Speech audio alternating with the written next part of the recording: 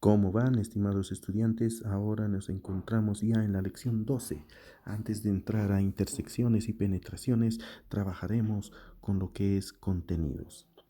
Bien, aquí podemos ver claramente que tenemos el triedro y en el interior un triángulo, un plano triangular naranja. En este plano triangular naranja podemos observar también que sus bordes son intersecciones con los planos de proyección, formando así las trazas alfa P, alfa F y alfa H. También podemos ver que tenemos tres rectas contenidas en ese plano triangular. Para que estén contenidas en ese plano triangular, deben agarrarse de los bordes. Por ejemplo, observemos la recta cualquiera, que en un borde tiene el punto F y en el otro borde tiene el punto H. Lo mismo sucede con la recta frontal, que en un borde tiene el punto H y en el otro el punto P, ¿no? Entonces debemos agarrarnos siempre de los bordes de un plano para hacer que ésta esté contenida. Bien, vayamos ahora a lo que sería un ejercicio ya en el sistema diédrico. Si observamos, estamos trabajando mediante trazas. Observen ustedes. Es decir, volvemos a la perspectiva y tenemos el alfa F y el alfa H del plano. Esos dos alfas copiamos, ¿ya? Y las ponemos en el sistema diédrico, ¿no? A partir de eso, dentro de ese plano podemos hacer contener varios tipos de rectas. En este caso, la recta S sería una recta horizontal, que para ser contenida, como ya les decía, tiene que tener un punto coincidente en uno de los bordes. Por ejemplo, veamos este. Bien, de la misma forma, eh, podemos ver también que ese punto es parte de la recta S y también es parte del plano en su traza alfa frontal.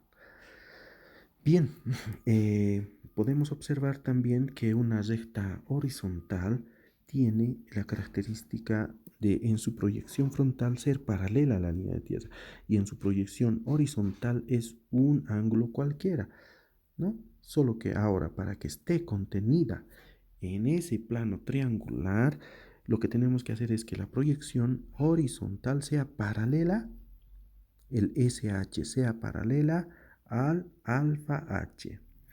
Y lo contrario vamos a observar en la recta que está la recta T, que es una recta frontal, ¿no? Vemos que el TF es paralela al alfa F y el TH es paralela a la línea de tierra, pero tiene un punto en común en el alfa H. Y veamos qué sucede con una recta cualquiera, que sería la R. Vemos que tiene dos puntos coincidentes. El FRF de la recta R estamos hablando. En el RF, en la parte superior, podemos ver que tiene un punto que coincide con el alfa F, que es el FRF. Y en la traza horizontal del plano, el HRH.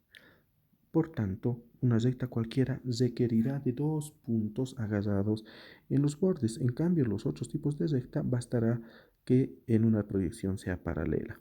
Lo mismo podemos observar acá. Fíjense, ¿no?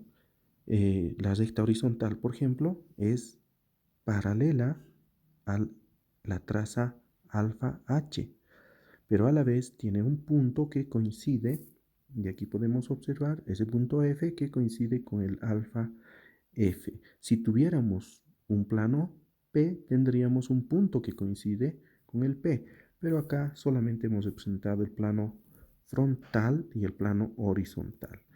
Bien, hemos aprendido eso. Esto nos sirve ¿para qué? Para, por ejemplo, hacer contener puntos en planos. Vamos, por ejemplo, con este ejemplo. La pregunta será hacer contener el punto A en el plano alfa. Y para eso utilizaremos, como en este caso, vamos a utilizar una recta, por ejemplo, horizontal. Ya saben que tiene que tener un punto coincidente y una recta que sea paralela a la otra traza.